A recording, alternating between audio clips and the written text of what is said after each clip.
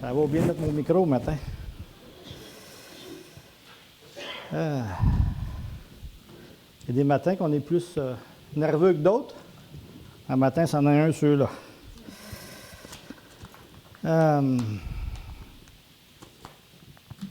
Donc, on continue notre série. Quand est-ce qu'on arrive à la maison? C'est un bout de temps qu'on parle d'arriver à la maison, hein? Mais là, on arrive. On arrive finalement, 10e message. Je sais que ça a été long. Hein, on aurait aimé commencer tout de suite dans l'éternité, mais je pense que c'est important de prendre le temps de regarder le voyage de la vie chrétienne. Hein? Le Seigneur nous sauve, il nous met en route vers la maison, où il y a beaucoup de choses qui se passent durant le voyage. Et là, ce matin, on arrive finalement. Je ne sais pas si vous vous rappelez, lors du dernier message, on a regardé dans Genèse 3 8 choses qui ont été perdues lors de la chute et qui vont être retrouvées dans le jardin.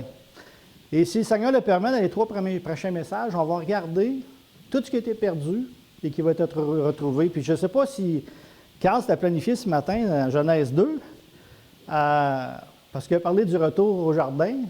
C'est exactement ça qu'on fait. Non? Hein? L'Esprit de Dieu. Donc, on va voir ce qui a été retrouvé, ou ce qui sera retrouvé dans les nouveaux cieux, la nouvelle terre, la nouvelle Jérusalem. Donc, j'aimerais ça qu'on tourne dans nos Bibles, puis on va se transporter dans le futur. J'espère que vous êtes bien naissants ce matin, parce qu'on rentre dans l'éternité. Pensez à ça, là. Ce matin, on va lire ce qui est dans l'éternité. J'aimerais ça que vous pouvez tourner dans Apocalypse 21. On a commencé au début de la Bible, et là, on prend la fin complètement. Le retour au jardin. Je ne sais pas si vous vous rappelez, dans le dernier message, j'ai mentionné que l'apôtre Jean, quand il voit sa vision, c'est comme un entonnoir. L'ange lui montre au début les nouveaux cieux et les nouvelles terres. Ensuite, lui montre la muraille autour de la ville. Et Jean termine dans la ville. Je ne sais pas si vous en rappelez. On va prendre ça pour un nom. Et on va faire exactement la même chose. Ce matin, on va regarder seulement les nouveaux cieux et la nouvelle terre. On ne rentrera pas dans la Nouvelle Jérusalem encore. Donc, j'aimerais qu'on puisse lire Apocalypse 21, 1 à 8. Et je vous demanderai de vous lever debout. C'est la parole de Dieu. Par respect devant la parole de Dieu, qu'on peut se lever debout. Et j'aimerais lire Apocalypse 21, versets 1 à 8, qui nous dit ceci. Et là, on rentre vraiment dans l'éternité.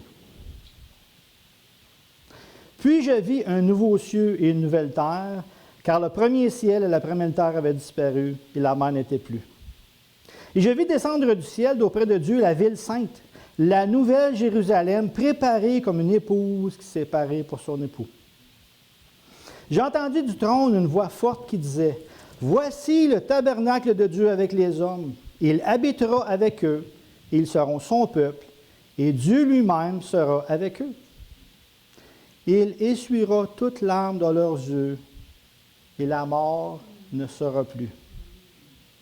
Il n'y aura ni deuil, ni cri, ni douleur, car les premières choses ont disparu.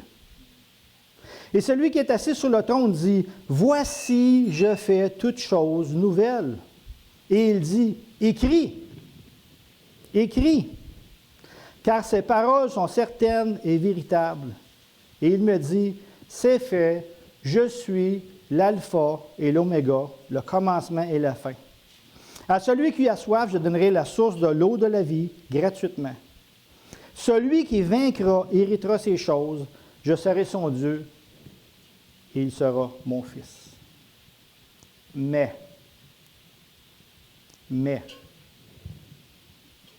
pour les lâches, pour les incrédules, les abominables, les meurtriers, les débauchés, les magiciens, les idolâtres et tous les menteurs, leur part sera dans les temps de feu, ardent de feu et de soufre, qui est la seconde mort.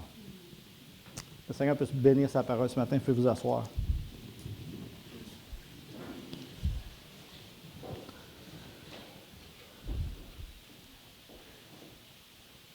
Donc, Jean commence au verset 1 en nous disant « Puis je vis un nouveau ciel et une nouvelle terre. » Donc, après les tribulations, après le règne de 1000 ans, après le jugement dernier, Satan et ses acolytes ont été jetés dans l'éternité. Après tout cela, Jean a le privilège de voir ce que personne n'a jamais vu avant lui. Imaginez, il voit quelque chose que jamais personne d'autre avant lui n'a vu. Jean a eu le privilège de voir ce qui avait été prophétisé par Isaïe au chapitre 65, où Isaïe avait dit ceci plusieurs années avant. Les anciennes souffrances seront oubliées, elles seront cachées à mes yeux. Car je vais créer de nouveaux cieux et de nouvelles terres, on ne se rappellera plus les choses du passé et ne reviendront plus à l'esprit. Ce que Isaïe avait dit 700 ans avant, Jean a le privilège de le voir devant lui. Wow! Et il faut se dire une chose, ce que Jean va nous décrire, c'est bien plus grand que ce qu'il nous décrit. Parce que des mots humains ont une limite, vous d'accord? Donc, c'est certain que ce que Jean a vu, ce que Jean nous parle, c'est encore plus grand que ça. Parce que tu lises, vous allez voir souvent dans l'Apocalypse, ça revient, c'était comme. Jean utilise ce qui est le plus proche de ce qui semblerait être la réalité. Mais c'est encore plus grand, plus beau que ça. Puis dans notre texte de ce matin, j'aimerais voir 5 vérités sur ce nouveau monde. La première vérité se retrouve au verset 1 et 2. Je vais le relire. Et la vérité est ceci. Notre monde sera refait à neuf. Versets 1 et 2. Puis j'ai vu un nouveau ciel et une nouvelle terre, car le premier ciel et la première terre avaient disparu et la mer n'était plus. Et je vis descendre du ciel d'auprès de Dieu la ville sainte, la nouvelle Jérusalem, préparée comme une épouse qui s'est parée pour son époux. Donc, notre monde sera refait à neuf. Et Jean nous dit le mot nouveau, nouveau cieux, nouvelle terre, nouvelle Jérusalem. Il faut comprendre que le mot nouveau peut vouloir dire 2 choses. Pour certains, le mot nouveau veut dire que Dieu détruit tout, recommence à zéro, ou il renouvelle. Ma compréhension, c'est la deuxième. Et je vais vous expliquer pourquoi. Pourquoi? Parce que voyez-vous, le mot ici nouveau, dans le grec, a l'idée de nouveau en qualité. Rénové, restauré, refait à neuf. Meilleur en qualité et non pas détruit. Je vais vous le montrer avec des versets bibliques. Ça ne vient pas de moi. Regardez le verset 5. Le Seigneur Jésus dit ceci. « Voici, je fais toutes choses nouvelles. » Il ne dit pas « Voici, je fais de nouvelles choses. » Vous d'accord? Il aurait pu dire « Je fais de nouvelles choses », mais il dit « Voici, je fais toutes choses nouvelles. » Kainos. L'apôtre Paul utilisait exactement le même mot dans un verset qu'on connaît bien. 2 Corinthiens 5, 17. Tournez avec moi. 2 Corinthiens 5, 17. Un verset que plusieurs de nous, on connaît bien ou on a appris par cœur, qui dit ceci. « Si quelqu'un est en Christ, il est une nouvelle kainé, nouvelle création. Voici les choses anciennes sont passées, voici toutes choses sont devenues nouvelles. » Exactement le même mot. Quand Dieu a fait de vous une nouvelle créature, est-ce qu'il vous a détruit? J'espère. Non. Qu'est-ce qu'il a fait quand il nous a fait de nous une nouvelle créature? Il nous a lavé du péché, il nous a purifiés, il nous a changés. Les gens disent, je ne le reconnais plus. C'est plus le même gars. Oui, c'est encore le même gars. Mais avec l'Esprit de Dieu, purifié, et Paul dit, tu deviens une nouvelle créature, kéné. Exactement le même mot kénos que la nouvelle Jérusalem, les nouveaux cieux et la nouvelle terre. C'est le même mot. Pierre, dans Acte 3, Acte 3, je peux vous le lire si vous voulez tourner. Acte 3, versets 19 à 21.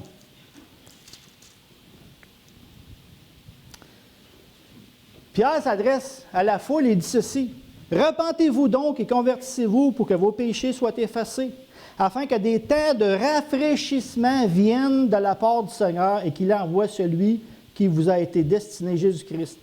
Que le ciel doit recevoir jusqu'au temps du rétablissement de toutes choses. » Et non pas destruction, rétablissement. Et le mot rétablissement dans l'original veut dire ceci. Restauration à son état antérieur.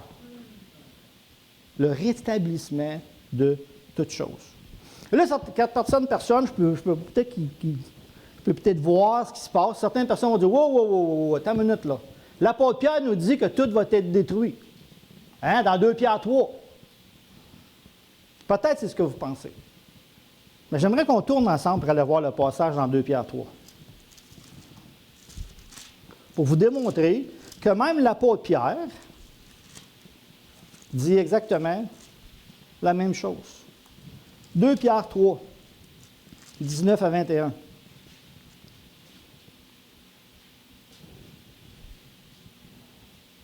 Euh, 2 Pierre 3, 10 à 13, excusez. 2 Pierre 3, 10 à 13. Nous dit, le jour du Seigneur viendra comme un voleur. En ce jour, les cieux passeront avec fracas, les éléments embrasés se dissoudront, et la terre et les œuvres qu'elle renferme seront consumées. Puisque tout cela est en voie de dissolution, combien votre conduite et votre piété doivent être saintes. Attendez et hâtez l'avènement du jour de Dieu, jour à cause duquel les cieux enflammés se dissoudront et les éléments embrasés se fondront. Mais nous attendons selon la promesse de nouveaux cieux et une nouvelle terre où la justice habitera. Le mot ici, dissoudre et consumer, peut vouloir dire deux choses. Un peut vouloir dire détruire, mais ici, il peut vouloir dire ceci dans l'original, détacher, libérer ou mettre au large. Libérer la création du péché. Et quand on est dans l'Ancien Testament, très souvent quand Dieu parle de feu, il parle de quoi? Pas de destruction, de purification. Dieu purifie son peuple en les faisant passer par l'épreuve, et il dit, il passe par le feu. Un autre exemple, 2 Corinthiens 3, 13 à 15.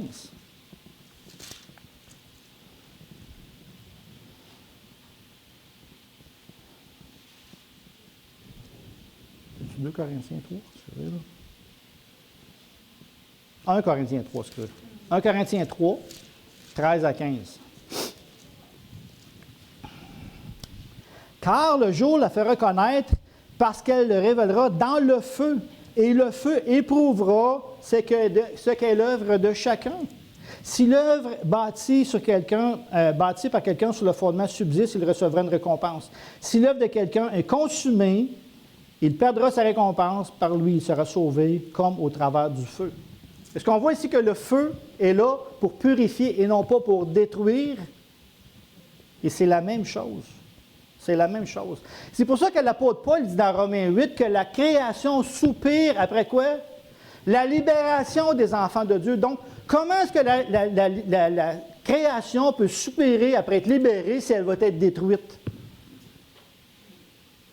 Non, Paul il dit elle soupire après la libération. La libération de quoi? Du péché. Paul il dit elle a été écrasée par le péché, puis elle attend d'être libérée exactement comme nous. Et c'est ça le mot « nouveau » qui veut dire. Et je sais que pour certains, ça peut être ébranlant, mais c'est ce que la parole de Dieu nous enseigne. Donc, Jean nous dit la même chose, Pierre nous dit la même chose, Paul nous dit la même chose. Ça sera un monde refait à neuf et non pas détruit. Et on a dit tantôt, hein? On revient au jardin. Un monde nouveau, purifié du péché. Qu'est-ce qui est rentré au début? Le péché. Qu'est-ce qui ressort? Le péché. On retourne au jardin. Et c'est juste le commencement. À la fin du verset 1, si on retourne dans Apocalypse 21, Jean nous dit « Et la mer avait disparu ». Et ici, il y a plusieurs interprétations.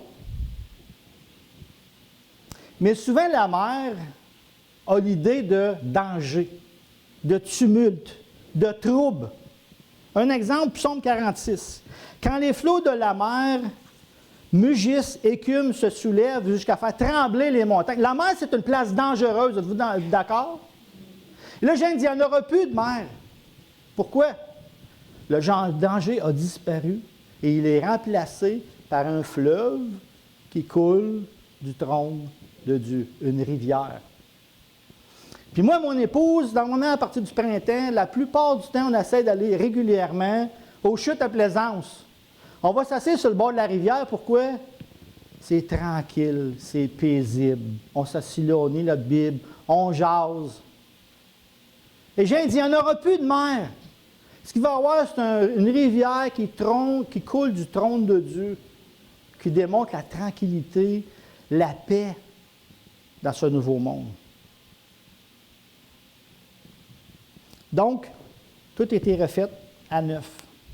On va passer par-dessus le verset 2 parce que là, c'est vraiment la Nouvelle Jérusalem et on va en reparler dans les 2 prochains messages. J'aimerais qu'on aille au verset 3 pour la deuxième vérité. La deuxième vérité au verset 3, c'est que Dieu viendra habiter parmi son peuple. Et je sais que là aussi, je vais dire des choses que peut-être vous n'avez peut-être jamais entendues ou vous allez peut-être être surpris. J'ai entendu du trône une voix forte qui disait, « Voici le tabernacle de Dieu avec les hommes. Il habitera avec eux, ils seront son peuple, et Dieu lui-même sera avec eux. » Si vous croyez que vous allez vivre au ciel, vous vous trompez. On ne va pas vivre au ciel. C'est Dieu qui vient vivre avec nous. Et souvent, on va dire, on s'en va vivre au ciel. Non.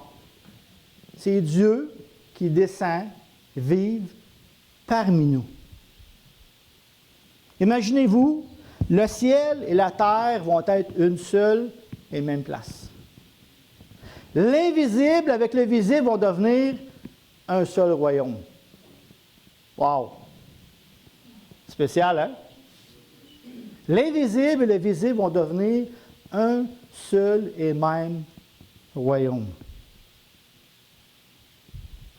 Et comme je dis, c'est extraordinaire, c'est que c'est Dieu qui vient vivre parmi nous sur la nouvelle terre. Pourquoi il peut? Parce que la terre a été purifiée, a été nettoyée, est capable de recevoir son Créateur comme au début. On sait qu'il y a eu des périodes où Dieu est venu parmi son peuple. Hein? Il était là dans la nuée, d'une manière visible, et dans la nuée, le feu. Il était aussi présent dans le Saint des Saints. Et la manière la plus visible qu'on a vue, c'est le Seigneur Jésus qui est venu sur la terre, vous êtes d'accord? Il est venu habiter parmi nous pour un temps. Jean nous dit, la parole a été faite chair, elle a habité parmi nous. Pleine de grâce et de vérité, nous avons contemplé sa gloire, une gloire comme la gloire du Père unique venu du Fils. Mais cette gloire-là, c'est une gloire cachée. Dans la première venue, le Seigneur Jésus, il venait avec son corps humain. Mais dans les nouvelles cieux et la nouvelle terre, on va le voir tel qu'il est, dans sa gloire. Dans sa gloire. Dans les nouveaux cieux et la nouvelle terre, Dieu n'a pas besoin de nous cacher derrière le rocher comme Moïse. Hein? On se rappelle, hein, Moïse a voulu voir la gloire de Dieu, puis Dieu a dit, je vais te cacher en arrière du rocher, puis je vais mettre ma main, parce que personne ne peut me voir et vivre. Mais là, on va pouvoir voir Dieu et vivre. On va pouvoir, parce que Dieu vient vivre avec nous. Imaginez. Mais il faut faire attention. Parce que quand on dit Dieu vient habiter parmi nous, ne pensez pas que vous allez avoir un gros monsieur arrivé avec une grande robe, une grosse barbe, qui va s'asseoir sur sa chaise, puis qui va vous piquer une jasette. Dieu est esprit, et il va demeurer esprit. Jean a dit à la femme, Dieu est esprit. Est-ce que Dieu va changer? Non. Donc, comment est-ce qu'on va pouvoir voir et savoir que Dieu habite parmi nous? 2 manières. La première, la gloire visible de Dieu. Dans le troisième message, on va voir, Jean nous dit, plus besoin de lune, plus besoin de soleil, plus besoin d'étoiles. La présence et la gloire de Dieu va illuminer les nouveaux cieux et la nouvelle terre. Donc, on va voir que Dieu parmi nous, par la gloire qui va être autour de nous. Plus de panne d'hydro dans le ciel. C'est fini. Il va toujours faire clair. Wow! Plus de billes d'hydro non plus. Hein? Et la deuxième manière, plusieurs l'ont dit, on va voir le Père à travers du Fils, le Seigneur Jésus. Christ va être là avec son corps glorifié. Jésus a dit à Jean, pas à Jean, à Philippe. Philippe, il voulait avoir le Père. Qu'est-ce qu'il a dit? Ben voyons, ça fait 3 ans que j'étais avec toi. Si tu m'as vu, tu as vu le Père. Donc, en voyant le Seigneur Jésus, on va voir Dieu, le Père, à travers le Seigneur Jésus. On va voir ses marques dans ses mains et dans ses pieds. Marques d'amour. Et je parlais à Guy cette semaine, ensemble, quand on était au chalet. Je disais, l'an passé, mon épouse avait un temps difficile. Puis elle était dans la chambre, puis j'étais dans la salle de bain, puis j'ai dit, « My love, veux-tu que je te montre combien que je t'aime? » Elle me dit oui. Elle était découragée. J'ai rentré dans la chambre, puis je lui ai montré la cicatrice où on m'a enlevé le rein. J'ai dit, c'est comme ça, je t'aime. Et je crois que le Seigneur Jésus, ça va être la même chose. On va voir ses mains, ses pieds percés. Ça ne va pas disparaître. On va se rappeler à jamais combien le Seigneur Jésus nous a aimés. Ce que ça a coûté. On n'aura plus besoin de prendre le repas en mémoire de lui. Fini. On va vivre avec lui. Il vient vivre avec nous. Wow! Comme Alain dirait, c'est wow. Hein? C'est wow. Donc, le texte nous dit, premièrement, que ce sera un monde refait à neuf, purifié du péché. Et deuxièmement, Dieu vient habiter avec nous et parmi nous. La troisième vérité se retrouve au verset 4. Les effets de la chute vont être renversés. N'oubliez pas, on retourne au jardin. Verset 4.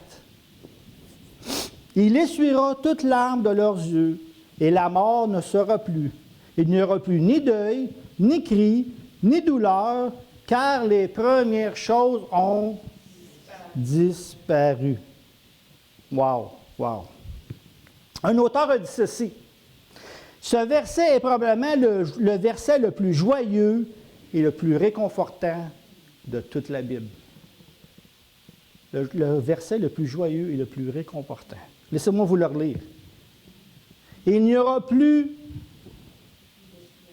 il essuiera toute larme de leurs yeux, et la mort ne sera plus. Il n'y aura plus ni deuil, ni cri, ni douleur, car les premières choses ont disparu.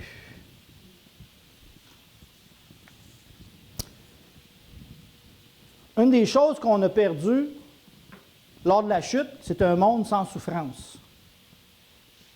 Bien là, c'est fini. On retourne au jardin. Fini les souffrances.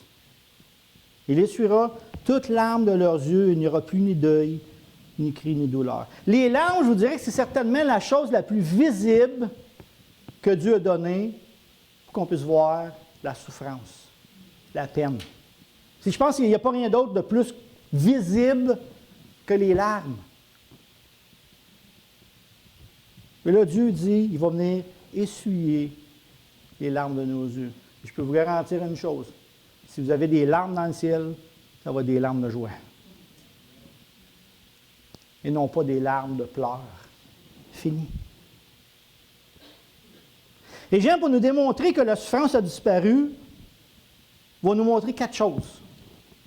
Première chose qu'il nous dit, il dit, la mort et ses effets auront disparu.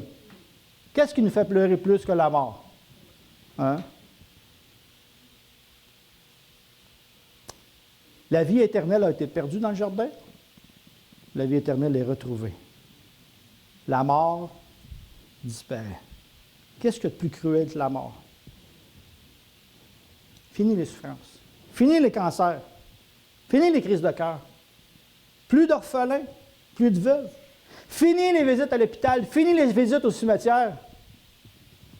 Fini la mort des enfants par avortement.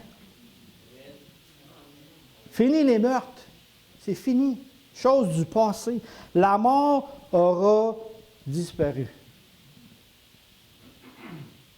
La deuxième chose qui aura disparu, le deuil. Le deuil.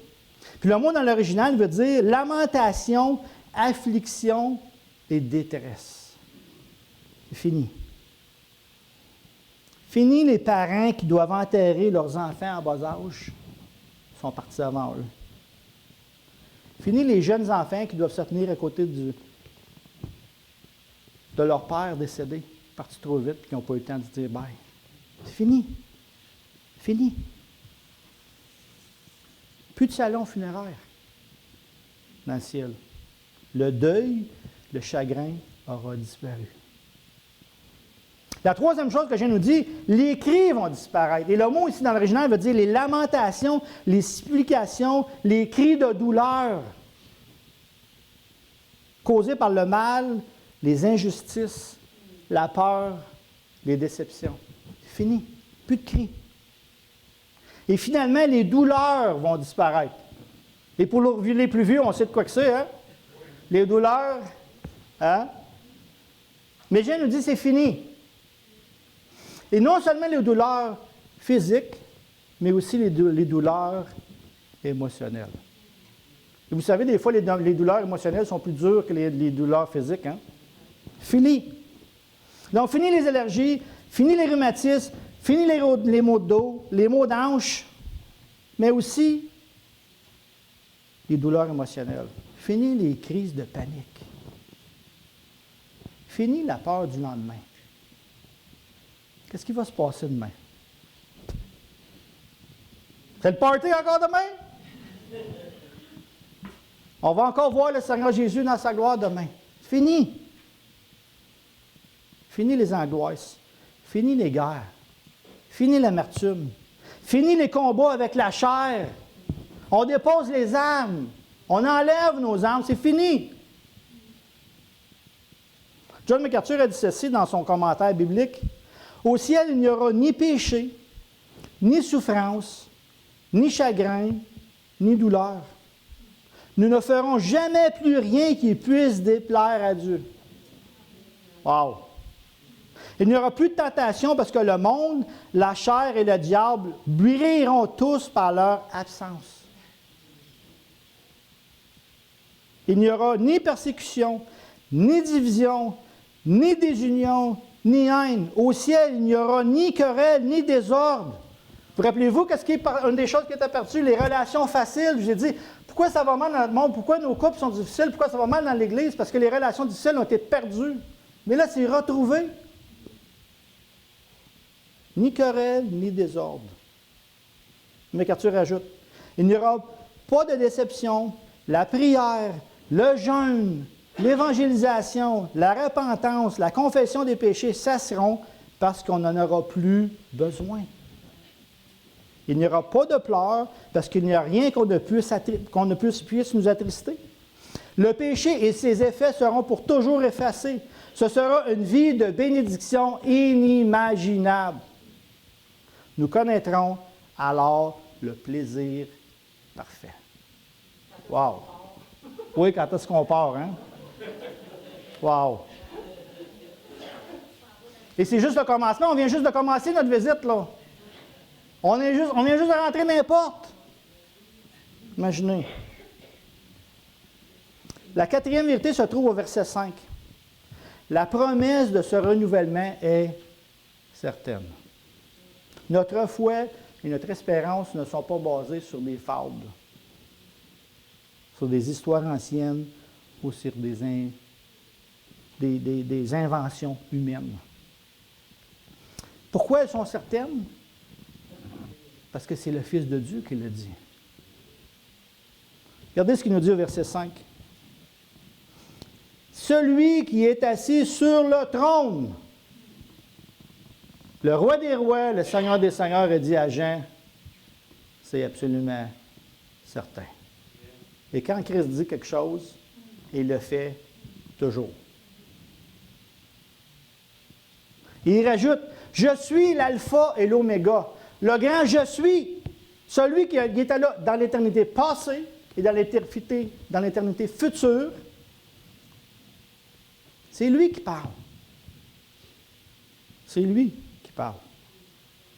Et pour s'assurer, il dit à Jean, écris. Et souvent on dit, hein, les paroles s'envolent, mais les écrits restent.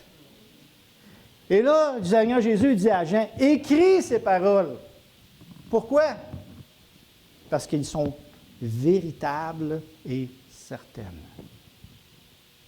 Wow! Véritables et certaines. Et le mot certain, dans l'original, a l'idée de ceci.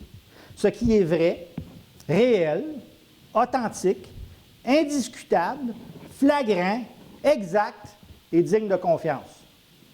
On peut-tu faire confiance à Dieu? Mais le Seigneur Jésus dit qu'ils ne sont pas seulement certaines, ils sont aussi véritables. Et le mot véritable veut dire ceci, sincère, crédible, sûr, sans fausseté, authentique et basé sur la vérité. Wow! Le Seigneur Jésus dit, c'est moi qui parle, écris ces paroles parce qu'elles sont certaines et véritables. Savez-vous que le Seigneur Jésus, dans Jean 14, quand il a dit à ses disciples, je vais vous préparer une place, et si cela n'était pas, je ne vous l'aurais pas dit. Qu'est-ce qu'il est en train de leur dire? Je ne suis pas menteur. Si je vous ai dit que j'allais vous préparer une place, c'est parce que c'est vrai. Parce que c'est vrai. Donc, si on résume, ce monde sera refait à neuf, le péché aura disparu, un monde où Dieu habite avec nous, la mort et les souffrances ont disparu à jamais, et ses promesses sont certaines et véritables parce qu'elles sont faites par Christ lui-même. Le grand je suis. Et la cinquième vérité se trouve au verset 7 et 8. Ce monde nouveau et cette ville ne sera pas ouvert à tous.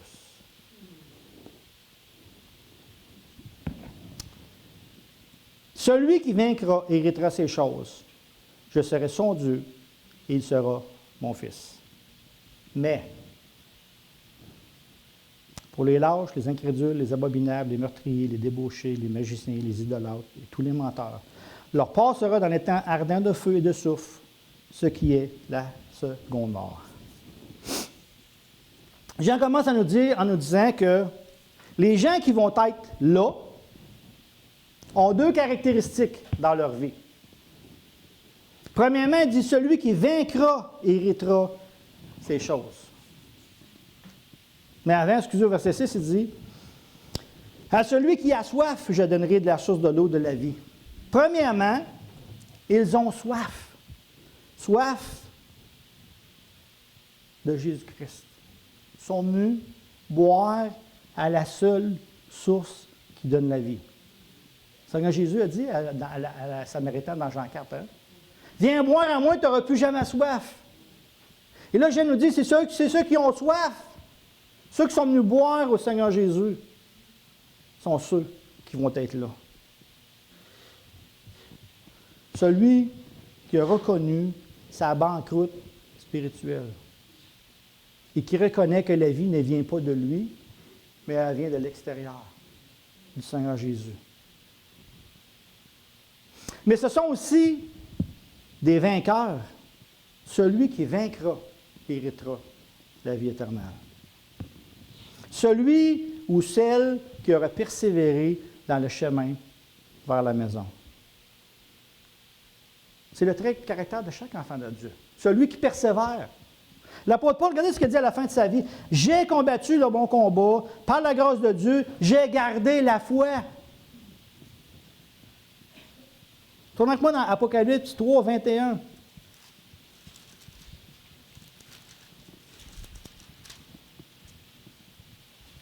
C'est le Seigneur Jésus qui parle encore.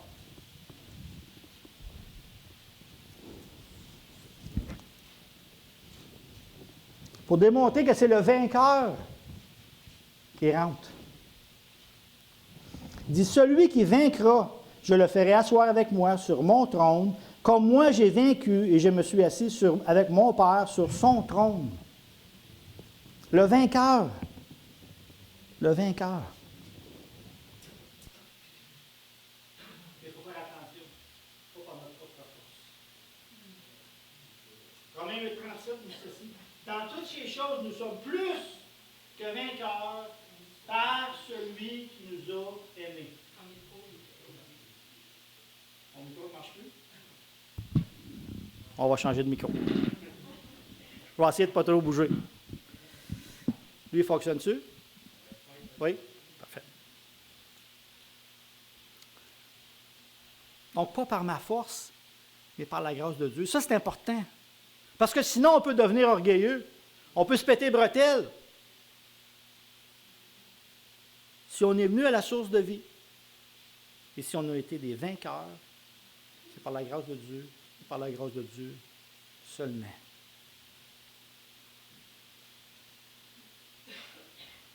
Et celui qui vient boire la fontaine et qui persévère va recevoir un héritage éternel, comme Pierre nous dit, qui ne peut ni se flétrir, ni se souiller, et qui nous est réservé dans les cieux. Mais Jean termine avec un avertissement. Mais. Et la plupart du temps dans la Bible, le mot « mais », il est positif. Mais Dieu qui est riche en miséricorde. Ou mais maintenant en Jésus-Christ. Hein, l'ancien, mais maintenant. Vous étiez éloignés, maintenant vous êtes proches de Dieu. Ou encore, vous n'êtes plus des étrangers ni des gens du dehors, mais vous êtes des concitoyens des saints. Le mot « mais » a souvent une connotation positive dans la Bible, mais pas là. Jean nous dit « mais » pour les lâches. Et il liste ceux-ci, leur part sera dans l'état de feu et de soufre qui est la seconde mort. Qu'est-ce que la seconde mort? La séparation spirituelle d'avec Dieu à jamais. Et si vous avez peur de la mort physique, c'est rien comparé à la mort spirituelle. La mort spirituelle est beaucoup plus grave. Pourquoi? Parce que la mort physique nous sépare de ceux qu'on aime. Mais la mort spirituelle nous sépare de Dieu à jamais. Tourmenté à jamais de dire « j'aurais pu, et maintenant je vis séparé de Dieu à jamais ». C'est certainement la plus grande chose qui va être dans l'enfer, c'est le tourment. De réaliser qu'on a connu la vérité, qu'on a entendu la vérité, qu'on l'a rejetée. Vivre avec le remords éternel.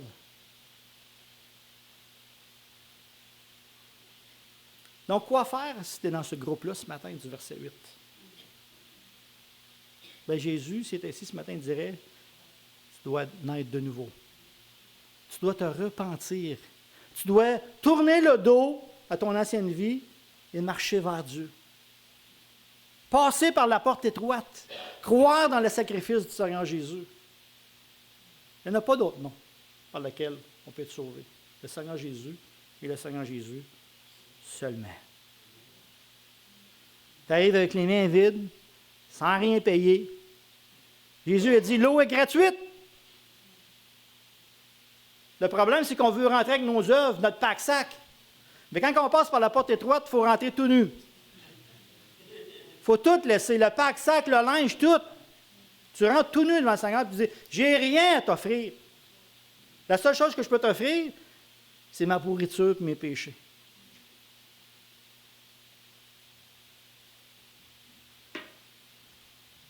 Et c'est là que le Seigneur nous donne la nouvelle naissance et la vie nouvelle. Vous avez peut-être déjà entendu parler du grand évangéliste D.L. Moody. D.L. Moody a dit ceci. Un jour, vous allez lire dans le journal que D.L. Moody de East Northfield est mort. N'en croyez pas un seul mot.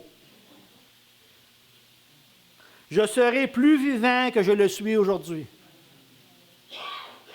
Je me serai simplement élevé de ce temple d'argile vers une maison immortelle. Un corps que la mort ne peut plus atteindre, que le péché ne peut plus salir, un corps glorieux. Il ajoute ceci. Je suis né dans la chair en 1837 et je suis né de l'esprit en 1856. 2 naissances. Vous avez déjà entendu, hein? Celui qui naît 2 fois, meurt une seule fois. Celui qui naît une seule fois, meurt 2 fois.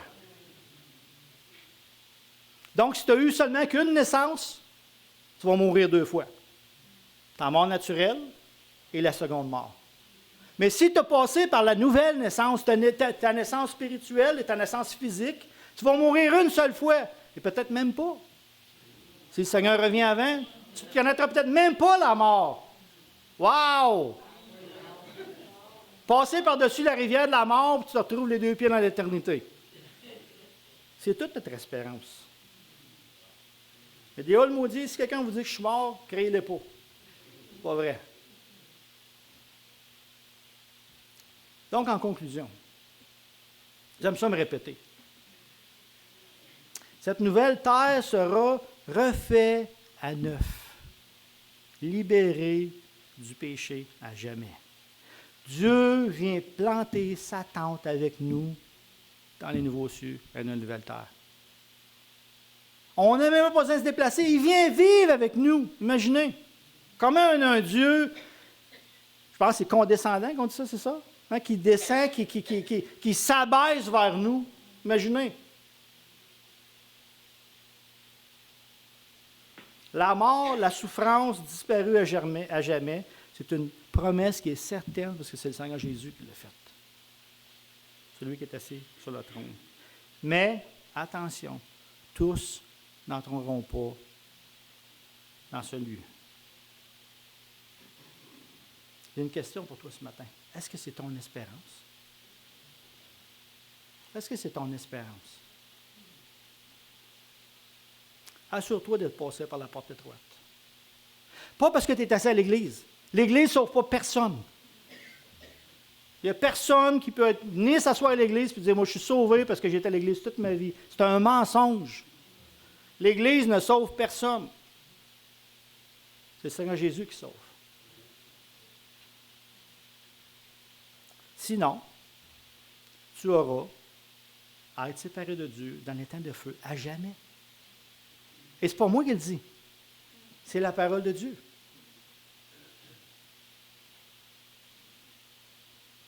Donc, ces paroles sont certaines et véritables et il faut les prendre au sérieux. Parce que c'est le Seigneur Jésus qui parle. J'aimerais terminer avec un poème d'un auteur qui s'appelle J.P. Singer, qui dit ceci. Pense à cela. Tu arrives finalement sur le rivage, et ce rivage est le ciel, la Nouvelle Jérusalem. Tu prends la main de quelqu'un, et c'est la main de Dieu. Tu respires un air nouvelle, c'est de l'air céleste. Tu te sens revigoré, et c'est l'immortalité. Wow, j'en ai des frissons. Pense une minute. Tu passes de la tempête à un calme constant. Tu te réveilles et tu te retrouves dans la gloire. Wow! C'est la bonne nouvelle, ça? Amen, hein? Amen. Et c'est ce qui attend chaque enfant de Dieu. Et ce matin, comme j'ai dit, on a regardé seulement l'aspect général des nouveaux cieux et de la nouvelle terre. Dans les 2 prochains messages, on va rentrer. Premièrement, on va regarder cette muraille qui entoure la ville. Et dans le dernier message, on va rentrer dans la ville et voir ce que Jean a vu. On va voir les particularités de la capitale de ce nouveau monde. Et vous allez voir, c'est toute une capitale. Si vous avez déjà visité Ottawa, ça ne se compare pas. On va prier. Seigneur, combien on va te dire merci, merci pour ta parole. Merci, Seigneur, parce que cette parole est vérité. Merci parce que cette parole, Seigneur, nous donne la force de continuer à marcher en chemin vers la maison, Seigneur. Oui, la route est difficile. Des fois, c'est un jardin de roses. Mais des fois, on est dans la vallée. Et c'est pas facile. Mais merci, Seigneur, parce que tu as dit que tu accompagneras chacun de tes enfants. Et chacun de tes enfants va se rendre au port éternel. Et un jour, Seigneur, on va recevoir ta main pour nous faire entrer dans l'éternité. Seigneur, quel privilège. Merci d'avoir payé un aussi grand prix, Seigneur Jésus, de recevoir une aussi grande récompense envers d'aussi grands pécheurs, tes ennemis, Seigneur. Seigneur, si j'aurais été autour de la croix, je t'aurais probablement craché dessus, moi aussi. J'aurais probablement dit la même chose, crucifie-le.